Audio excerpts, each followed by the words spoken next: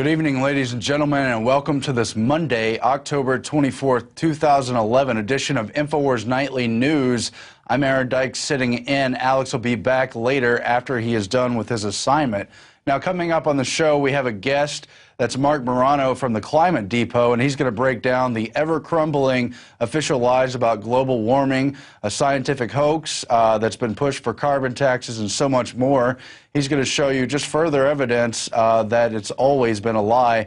We're also going to cover other strange news, how DARPA and the Pentagon not only want to control propaganda and get inside your head, but they want to use sensors to electronically and supposedly scientifically monitor that. We're also going to talk about how Queen Elizabeth has joined the 99%. She's with you out there, occupiers.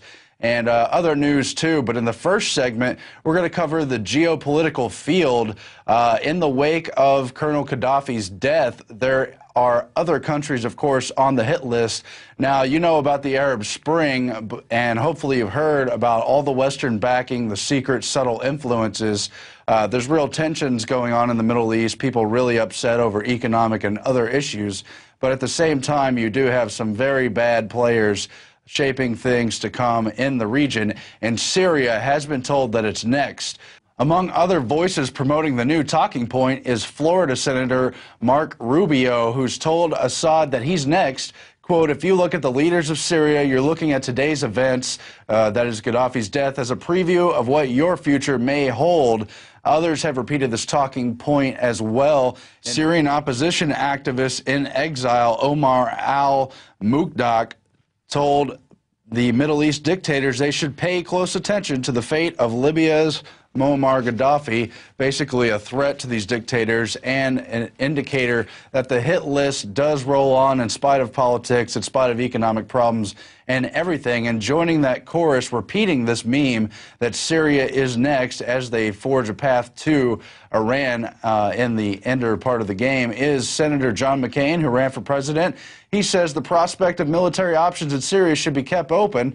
Quote, now that the military operations in Libya are ending, there will be a renewed focus on what practical military operations might be considered to protect civilian lives in Syria, McCain told a World Economic Forum meeting in Jordan. So, of course, it's the last resort to have our troops overseas fighting in conflicts, stirring up wars, but actually it looks like they're just looking for another place to go, another domino to fall. What's really going on in the region in this event, larger event that we know as the Arab Spring? We're going to keep a watch on that. But, of course, we have other quotes, this one dating back to 2007 from four-star general and one-time presidential candidate Wesley Clark.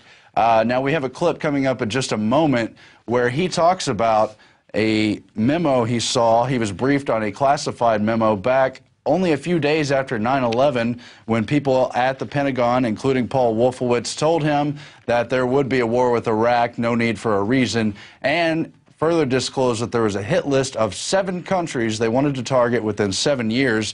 Those include Iraq, Lebanon, Libya, Somalia, Sudan, Syria, and Iran at the end of that list. And now Syria is in the crosshairs.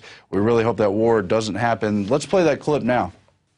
He pulled up a piece of paper off his desk. He said, I just got this memo from the Secretary of Defense's office that says we're going to attack and destroy the governments in 7 countries in 5 years.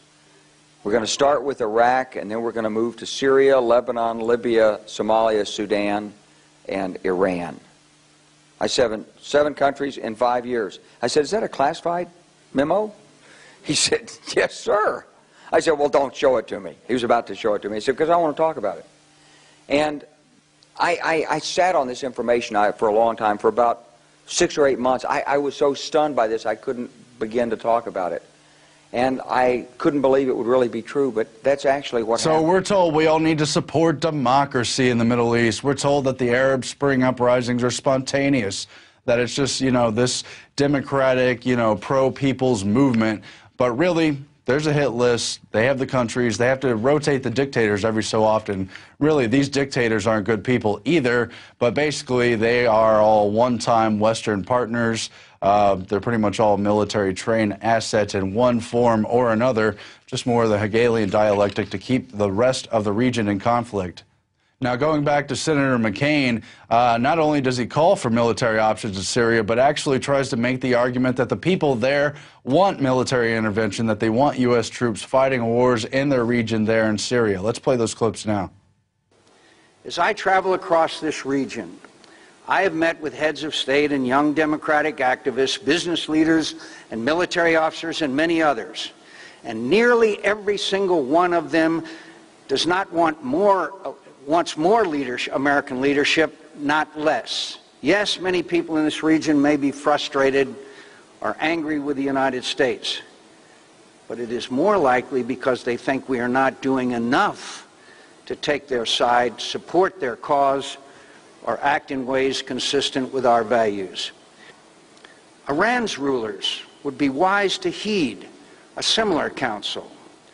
Their plot to assassinate the Saudi ambassador in Washington has only reminded Americans of the threat posed by this regime, how it is killing Americans in Iraq and Afghanistan, supporting violent groups across the region, destabilizing Arab countries, propping up the Assad regime, seeking nuclear weapons, and trampling on the dignity of Iran's people. No defies the American people and their representatives in Congress more than the need to protect our friends, our allies, and our interests from the comprehensive threat posed by the Iranian regime. So there's a very familiar warmonger beating the war drums for another country on the hit list, Iran, trying to use that totally concocted, contrived, totally phony assassination plot that allegedly took place with the Texas Iranian man and the drug cartels to also try to promote a later Iran war while saying we need this military intervention in Syria. Now, he mentioned the frustrated countries in the region. Another country on that list is Pakistan, has been for a while. They've not only been angry about the invasion of sovereignty over the bin Laden raid, but also about the drones over their countries and the secret CIA and other black ops operators just running all over their country. And now Karzai, president of Afghanistan, has said in a hypothetical war between the U.S. and Pakistan, he would back Pakistan. So I guess he's on the frustrated list as well. Who knows, perhaps angry they killed his partner in the Opium War, his brother. I don't know.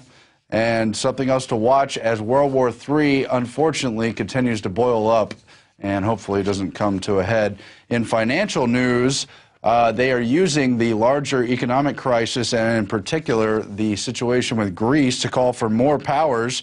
EU President of the European Council, Herman Van Rompuy, who's also called for a global government, has called for a new Euro empire, a single treasury to oversee the tax and spending of 17 Eurozone nations. So just more power grabs using the classic Hegelian dialectic technique, a crisis created out of financial problems, and then the global solution as always. His quote here, the proposal put forward by Herman Van Rompuy, the European Council president, would be the clearest sign yet of a new United States of Europe with Britain left on the sidelines, and they have their frustrations as well. Meanwhile, the Vatican has called for a, quote, central world bank and a global public authority, saying basically that the larger economic problems need to be solved by a super global entity to be run ultimately by the United Nations. Here's what's interesting, though. You've seen them trying to link Occupy Wall Street protesters to calls for global government, calls for socialism. It's a very diverse group. They haven't called for that. but groups are trying to influence the Occupy movement to adopt those solutions that they're pushing. And here, the Vatican's Justice and Peace Department, more Orwellian nonsense, says, quote, "This should be music to the ears of the Occupy Wall Street demonstrators and similar movements around the world who protested against the economic downturn." So it doesn't matter what the root causes of the economic crash are or what kind of solutions would work, but let's just have a global government solution. That is all outlined in their 18-page document towards reforming the international financial and monetary systems in the context of a global public authority. Meanwhile, you've seen World Federalist George Soros pushing his Bretton Woods II system and other new systems to replace what the IMF and other economic situations have been. Now, in other news, there's been thousands of dead birds that are to be removed from the shores of Ontario. It's more bird die-offs. We've seen a real pattern with this, but never really any good explanations. Here, they're attributing it to botulism. And so then here's a related bird die-off story from earlier this year in Little Rock, Arkansas. And they say weather radar shows something unusual around the time the birds fell. Weather radar screen doesn't just show the weather, apparently. It examined a speck on the radar that showed up around the same time hundreds of birds fell out of the sky. So who knows what that is or if we'll ever get the proper answers, but what is up with all of that? Now, ladies and gentlemen, coming up on November 3rd, we have a special broadcast event. That is the Money Bomb Marathon broadcast. Alex is doing a 24-hour, well, actually it's a 27-hour broadcast. He's going to have all manner of special guests. And we, in the past, have prepared a lot of special programming as well. I think it's very interesting. It is a fundraising event. That's because we don't have corporate sponsors, and we depend on you buying the books, DVDs, buying from our sponsors, and contributing to us directly in order to move to the next level. Now, you've seen this program right here, the Infowars Nightly News, in its inaugural year, only a few months out since the September 1 official launch. It's taken several years to physically build the studio from the ground up. We have video we're going to show you here in a moment of Alex's call for the Money Bomb. And I'm not sure if it's in this video or the videos that are coming out later in the week, but we have footage of physically building up this room from nothing, building the studio, putting in the soundproofing, the wiring, the glass paneling that has to go in, not to mention all the equipment, and of course hiring great new people to the crew who've contributed special reports. You've seen people like Darren McBreen going out into the street and compiling other types of special reports. We have great guys working behind the scenes, new graphics guys, and we want to add even more to this mission to break through all the nonsense in the mainstream and really try to get the message out before it's too late so we can turn this thing around. So I really appeal to you to help us out if you are a supporter, and if you're a hater, who needs you. Now let's check out this promo video right here.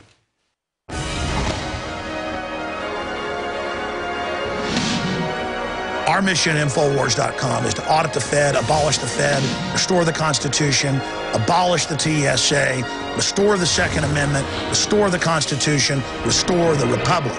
And if you believe in those goals, then it is your free will, responsibility, and honor to spread the word about our operation and to donate to the 2011 Money Bomb. For many years, I tried to basically stay small, make my films, do my radio show, but it grew and grew and grew. Think about how a Money Bomb that listeners started 4 years ago led to us being able to move into this bigger office. A later Money Bomb helped us expand into the empty warehouse next door. And in the last year, we have built the TV studios and put the equipment in and are now doing a nightly news show every night at 7 o'clock that we're now beta testing and getting ready for television. Right now going out to members at prisonplanet.tv and then reaching millions as it spills out onto YouTube and other systems. Help us go to the next level. Not reaching 15 million a week, but reaching 30, 40, 50 million a week. Our growth curve is exponential, but we need to hit our afterburners and turbocharge. History is happening now. The war for human liberty against total dehumanization is on now. Join us Thursday, November 3rd at Infowars.com. We're going to have a 24-hour plus live transmission with guests and interviews starting at 11 a.m. and running into my next radio show the next day. We're going to have a huge lineup of liberty-loving patriots from all over the world joining us. It's going to be amazing. And this money bomb is going to have a lot of new things added to it that is going to make it even more powerful than past years. So please donate at InfoWarsMoneyBomb.com or Infowars.com/moneybomb, or simply spread the word about the money bomb. Stand with Infowars.com and my incredible crew and all of our other supporters and help us get the word out even more. The ball is in your court. The rest is up to you. It's Infowars Money Bomb 2011, November 3rd.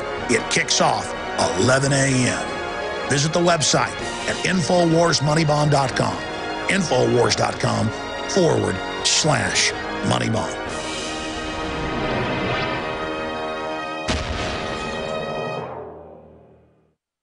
And again, that event will be on November 3rd, 2011, coming up in just a few days from now. Now, on the other side of this break, we have a guest joining us, Mark Morano from the Climate Depot, to break down the larger climate gate global warming hoax that surrounds us all. And right now, if you didn't catch the latest Ron Paul ad, we'll show it here. He's won another straw poll. We're going to talk about that, too, in the next segment. Ron Paul, a visionary who predicted the financial crisis, a leader with a plan to solve it. The Paul plan? Balance the budget, cut $1 trillion year one, eliminate 5 federal bureaucracies, end the foreign wars and nation building, rein in the Federal Reserve, pay down the debt, cut taxes to create jobs. Ron Paul, a plan to restore America now. I'm Ron Paul, and I approve this message. If you believe in this information and want to support its viral spread, go to the Infowars store at Infowars.com. We've got the new G.I. Joe Infowars t-shirts. We've got the incredible Pro Pure gravity-fed filters available at Infowars.com in the store. We've got a new DVD, Scientists Under Attack, the Don't Tread on Me flag. We've got all sorts of different bumper stickers to help spread the rebellion virally. It's all there, wristbands, citizen rule books in every order. Order online at Infowars.com today. The water filters, the canteens, it's all there. Infowars.com.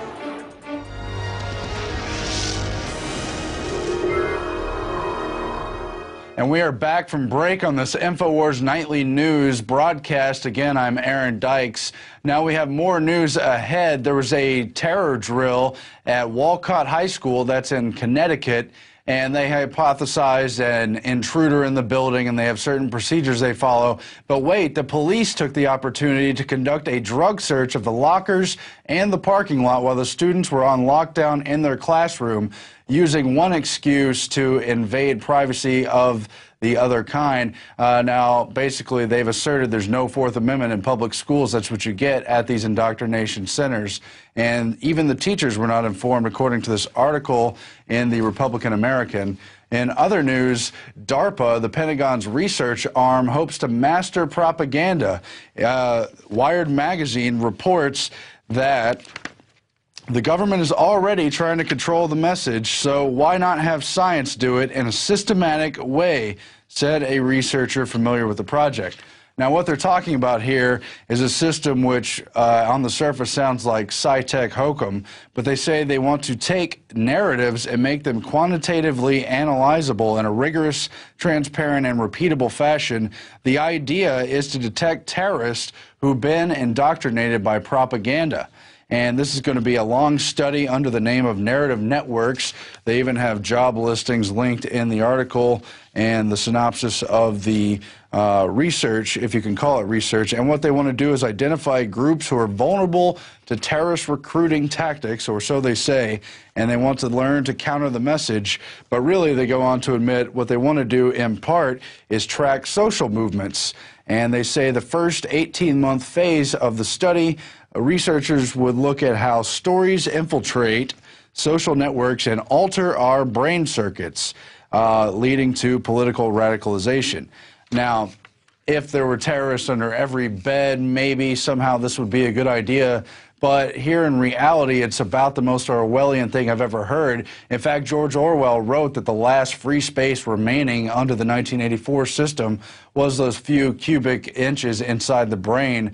And now DARPA and the Pentagon, well, it's really not their first attempt. They're trying to infiltrate even that space. And this totally reeks of pre-crime. It totally reeks of branding political ideas as extremist and so forth. Now, just last week, you saw Alex talking to the spokesperson from Demos. That's the front group that's going in to re-educate school children about how information on the internet can't be trusted and how really only government information is believable, you know, without, of course, proper research and verifying of sources. And it really links in, too, with Cass Sunstein's plan and part of the overall cybersecurity agenda to go online and even in the flesh to infiltrate and undermine conspiracy theorists, because after all, anyone who calls out what a joke and a hoax the war on terror is really needs to be broken up ideologically so they don't influence people against the establishment beliefs. Just unbelievable. Something else to keep an eye on.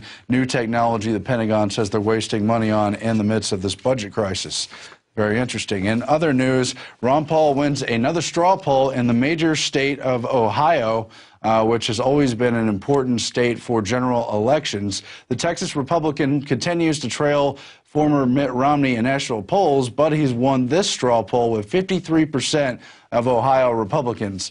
Now, one thing you notice here is that Ron Paul has won probably most of the straw polls. I think there's charts showing he's the overall leader of the cumulative straw poll results for the 2012 cycle, but nobody really reports when he wins. They report when Michelle Bachmann buys all the votes for the Iowa straw poll, or when Herman Cain, a manufactured Federal Reserve candidate, wins straw polls, but they never want to talk about Ron Paul. And here he is winning again, and he's raising a lot of money, too. Now, we also have a clip from Ron Paul when he was on Meet the Press with the very fair and balanced, credible, independent journalist David Gregory, who basically accuses him of trying to undermine the economy and create another crash. But as you know, Ron Paul really just wants to get the money out of government and back into regular people's hands. Let's play that clip now. How is that possible that a draconian cut like this would not hurt anybody, particularly in this economy? Because we have to take this money from the economy, and the politicians get to spend it. So that's a negative. It hurts the economy. After World War II, we cut spending by 60% and cut taxes. 10 million people came home, and all the money and the expenditures went back to the people, and that was finally, we got over the Depression by having these draconian cuts. So you have... And there's, of course, a lot more to this clip. We're obviously not going to show the whole thing, including some of the snarky comments from David Gregory. But let's play another clip here where Ron Paul talks about his philosophy.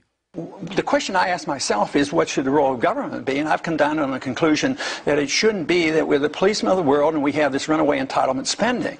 So therefore, if the role of government is the constitutional approach, you can't keep spending like this, because now we face this worldwide crisis of sovereign debt. That's our big problem, but you can't deal with that unless... Now, on the Occupy Wall Street front, you're seeing all manner of Democratic and Wall Street figures saying they sympathize, they feel the pain of the protesters. But now, I guess you could put Queen Elizabeth in that bunch. She's now facing energy cost problems at her palaces as the money given to them by taxpayers is supposedly approaching the 10% point. That would put her in, quote, fuel poverty. That's a propaganda story from the Financial Times, a government organ, really, globalist organ. The Queen herself prowls the corridors. This is the biggest joke of all. The Queen herself prowls the corridors of these palaces, switching off superfluous lights, a Buckingham Palace employee said.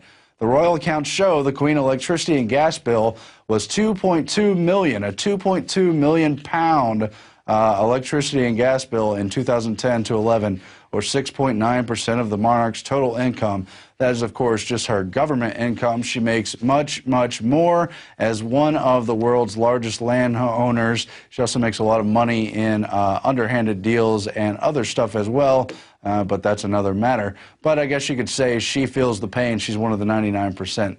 So take that, Wall Street. Now, in green news, the global warming and climate change hoax continues to fall. We know it's just a man behind the curtain, whether you want to say it's Al Gore or what. And we do have a guest joining us in just a moment to discuss this. His article here, Scientific Case for Man-Made Climate Change is Dead, and that's Mark Morano in the Washington Examiner.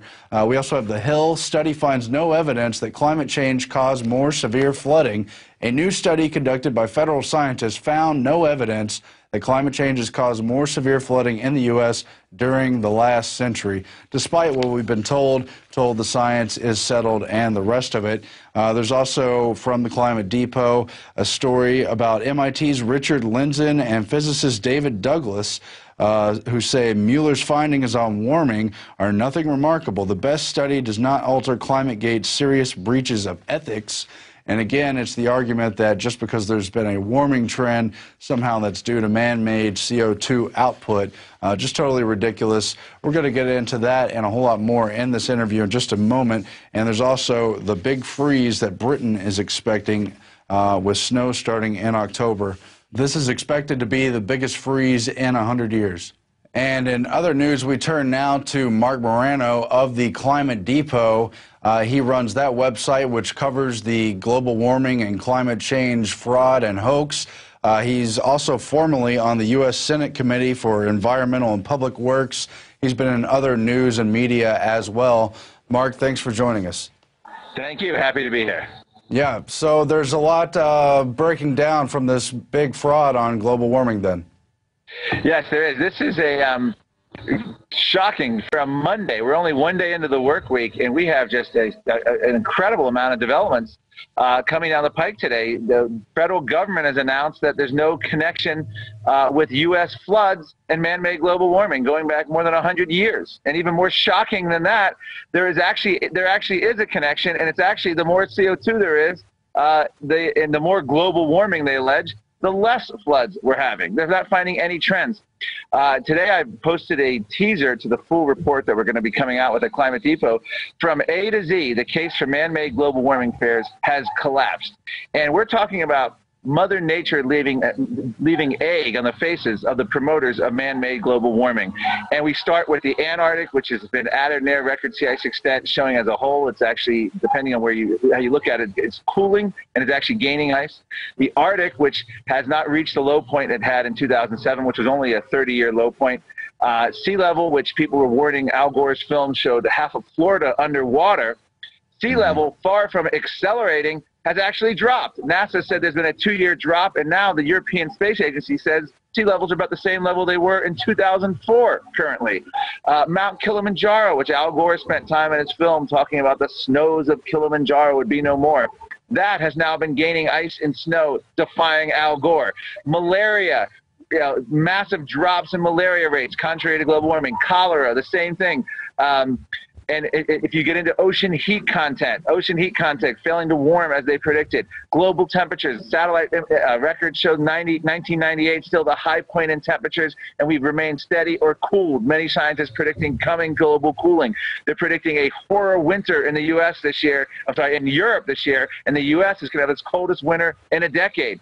So across the board here, it just keeps coming. The hits keep coming. And one of the things that also came out today, melting glaciers aren't producing fresh water shortages. This was one of the big scares the UN said, that we were going to have all these glaciers disappearing and we're running out of water. That's not happening. Other people have said climate change is going to cause more forest fires. A new peer-reviewed study out today showing that's not the case. I can't even keep up. A to Z collapse of this movement. And what does the media, in reaction to all this, has a man named Richard Muller from Berkeley, who's come out now and written in the Wall Street Journal of all places that his new study shows that, yes, we've warmed since the 1950s. Therefore, there's no cause for skepticism of global warming anymore. It is the most bizarre thing I've ever heard a global warmist promote. And even more insulting, the media is claiming that Richard Muller from Berkeley is some kind of skeptic. He is such a committed believer in global warming that he resigned from the Sierra Club in the early 80s because they were anti-nuclear, and he believed we needed more nuclear energy in order to fight global warming. He was critical of the ClimateGate scientists, but that does not make him a skeptic. So the media is claiming any warming trend equals proof of man-made global warming, but the entire movement is being stripped bare as subprime science. And we've got a movement that really never was scientific. It was always political, and the whole hoax of the science was settled was really kind of classic criminal behavior of hurry up and give me the money before the authorities come around. Yes, and what happened was 1988, the United Nations got involved in the climate picture. In the 1970s, we had, many organs and scientists and scientific groups, including the CIA, National Academy of Science, warning about a coming global cooling. Well, that sort of faded quickly. We were actually at the end of a 40-year cooling period in the 70s, and then we warmed up from the late 70s to the late 90s. Again, the high point in temperature is 1998.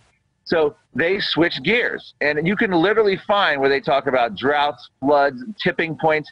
All the same rhetoric was used about man-made global cooling in the 70s. Yeah. They just switched it over and then warned the same exact things, more storminess. It was as if no shame. And so what happened was the UN got involved and corrupted everything. In order to be a scientist with the UN, governments have to pick you. Well, governments aren't going to pick skeptics generally. And we're finding out that the IPCC lead authors and the people writing key reports, it's filled to the rafters with environmental groups. And this has come out in a new book, actually, that's detailing all this. This was an activist organization that knew what their global warming reports were going to write years in advance. The head of it, Rajendra Pachauri, has actually said, wait till the next report and see how shocking it is. And the report would be years away. This would be like they were calling the shots. This was not science. This was subprime science. And it's been exposed. It's been laid bare. The United Nations treaty process is now in shambles at the moment. It could always be resurrected. In fact, some of our presidential candidates, Mitt Romney is on record in 2007 as saying he favors cap and trade, but only on a global level, a UN level. Now, I believe he may have recanted that, but it's still a danger. And the danger is, actually, I will argue this, the danger is Republicans who push this, because a Democrat, President Obama, will be opposed to every dumb idea he has with global warming. Republican president, every dumb idea will be supported by Republicans because of partisanship. I would argue that opposing a president, the Republicans' partisanship is the greatest defender of liberty. In other words, when Republicans will oppose the Democrats' ideas, the danger is a Republican espousing these ideas. That's when we have the danger of them actually passing. So do you see carbon taxes actually coming to fruition? Because there's a lot of people who want that in the agenda, but of course it has broken down. There's been a lot of resistance and fight back to the global warming propaganda. There has. I mean, in 2009, this movement was so collapsed, pre-ClimateGate, I might add, that even people like Minnesota Senator Al Franken had bailed out of the congressional climate bill. They wrote a letter with 9 or 10 other Democrats saying they couldn't support it. When you lose Al Franken, you have something that's political poison. The problem is President Obama has moved to the Environmental Protection Agency, and despite the fact that the science has collapsed, despite the fact that EPA's own Inspector General found they didn't even follow their own scientific procedures in coming up with this so-called CO2 endangerment finding, the idea that what we exhale from our mouth is somehow now toxic and poison. We inhale oxygen, we exhale CO2, and for the first time, the United States government is going to be regulating what we exhale from our mouth. He who controls carbon controls life. That is our great threat right now.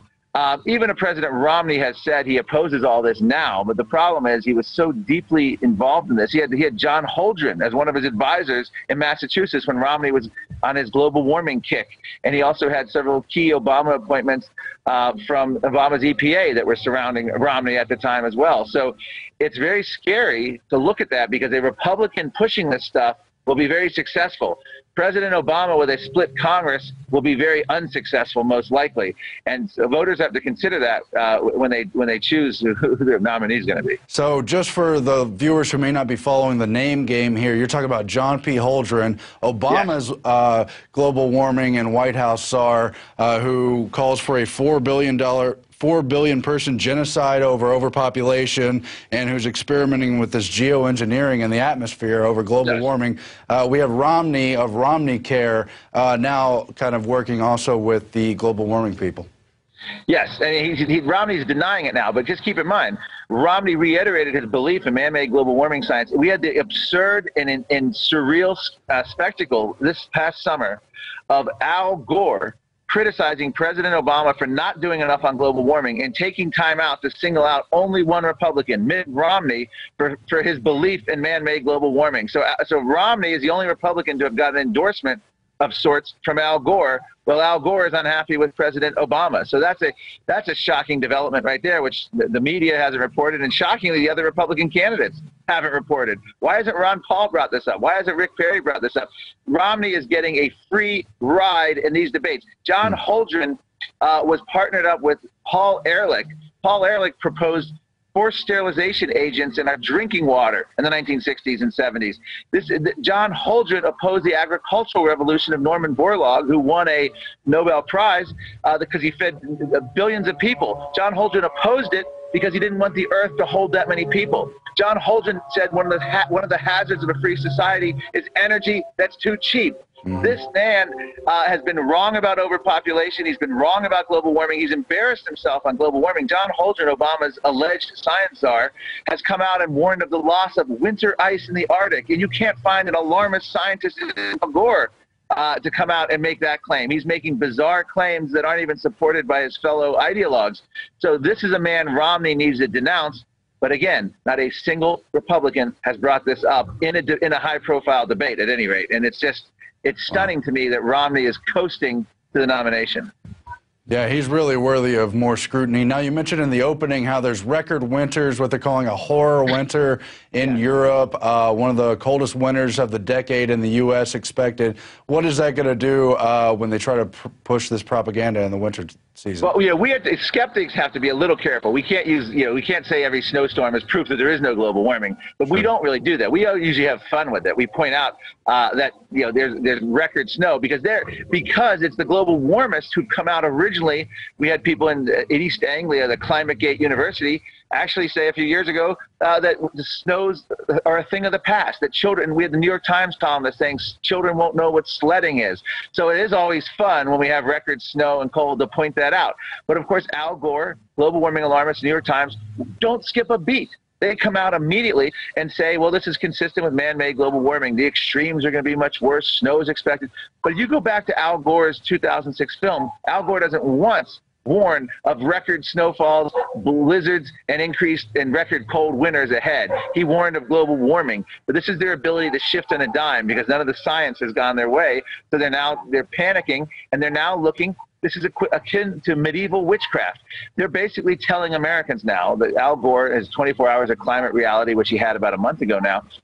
Every weather event, negative, hurricanes, floods, droughts, hurricanes, are proof of man-made global warming. This is the medieval equivalent of saying we never had crop failures and bad weather until those witches moved in. What Al Gore is saying is we never had this kind of weather until you drove your SUV around.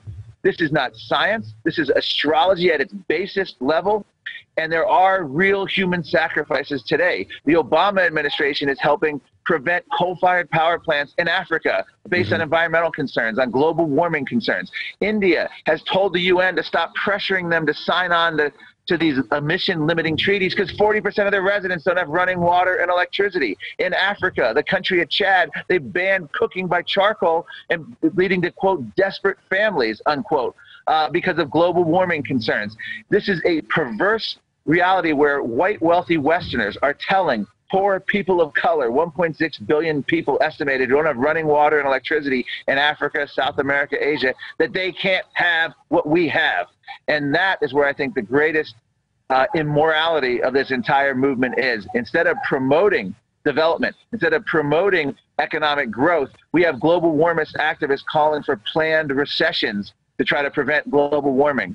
And they also calling for international CO2 budgets for every man, woman, and child on the planet. So it's a very scary situation. And the problem is both Bush presidents, Bush 1, George Herbert Walker, and G.W. Bush, both accepted the premise that the United Nations was a font of science. Both accepted the premise that global warmist ideologues should be funded at full hilt by the U.S. taxpayers. George Bush didn't stop the funding. George Bush gave intellectual support and legitimacy to the United Nations climate reports. The first George Bush in the early 1990s went to Rio and signed under the UN Biodiversity Treaty, which was the framework for the Kyoto Protocol.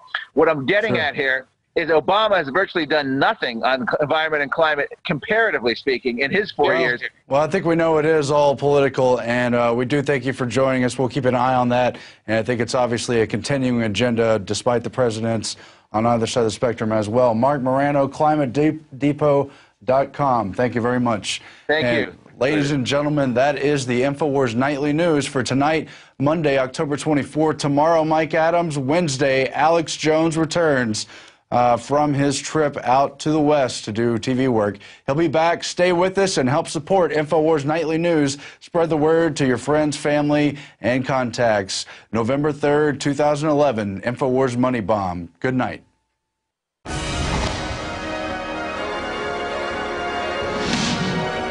Our mission at Infowars.com is to audit the Fed, abolish the Fed, restore the Constitution, abolish the TSA, restore the Second Amendment, restore the Constitution, restore the Republic.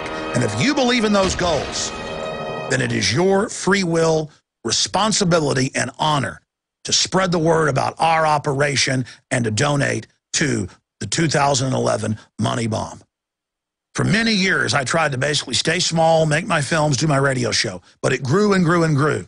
Think about how a money bomb that listeners started 4 years ago led to us being able to move into this bigger office. A later money bomb helped us expand into the empty warehouse next door. And in the last year, we have built the TV studios and put the equipment in and are now doing a nightly news show every night at 7 o'clock that we're now beta testing and getting ready for television. Right now going out to members at prisonplanet.tv and then reaching millions as it spills out onto YouTube and other systems. Help us go to the next level. Not reaching 15 million a week, but reaching 30, 40, 50 million a week. Our growth curve is exponential, but we need to hit our afterburners and turbocharge. History is happening now. The war for human liberty against total dehumanization is on now. Join us Thursday, November 3rd at Infowars.com. We're going to have a 24-hour plus live transmission with guests and interviews starting at 11 a.m. and running into my next radio show the next day. We're going to have a huge lineup of liberty-loving patriots from all over the world joining us. It's going to be amazing. And this money bomb is going to have a lot of new things added to it that's going to make it even more powerful than past years. So please donate at InfowarsMoneyBomb.com or Infowars.com/moneybomb, or simply spread the word about the money bomb. Stand with Infowars.com and my incredible crew and all of our other supporters and help us get the word out even more. The ball is in your court. The rest is up to you. It's Infowars Money Bomb 2011, November 3rd. It kicks off 11 a.m. Visit the website at InfowarsMoneyBomb.com, Infowars.com/moneybomb.